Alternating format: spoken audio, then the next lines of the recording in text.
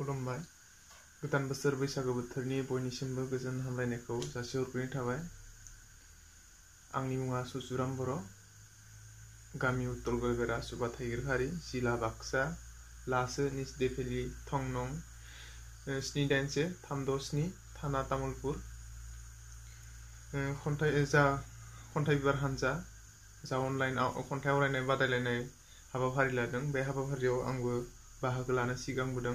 बे बादायलायनायाव आं गावनो सुजुनाय दा सेन्टिनेल इंराजि खौरां बिलाइयाव सेबखांजानाय फागुनखौ संदाननानै खन्थाइखौ आं आवरायनो आखायाव लादों। खन्थाइखौ जागायनो आखायाव लाबाय। हनै फागुन बिरलांबाय, मान्दार बिबार सुम्बुलि बिबार मिथियाजासे सिरिलांबाय। सानदोंमोन आं फागुननि मान्दार सुम्बुलि बिबार अरायनि बारना थागोन, गेवलां बिबारनि समाय जिउ मोनसे फालिगोन। नाथाय नंखाय आंनि फोथायनाय, साननैसोनि फाव फान्दायना बारग्लांनाय समायना बिबार फागुननि बारावनो फिन सिरिफिनदों आरो थिं थिंजों रानज्रिंलांदों।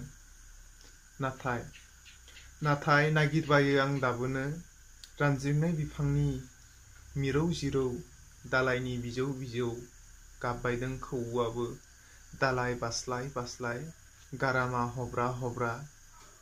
नाथाय खोनानो मोनासै रावनिबो सिन्थाय देंखो, खालि खोनादों सैथो दाननि सैमा हेङालिनि रोदावद्लाबायनाय। गोजोन्थों।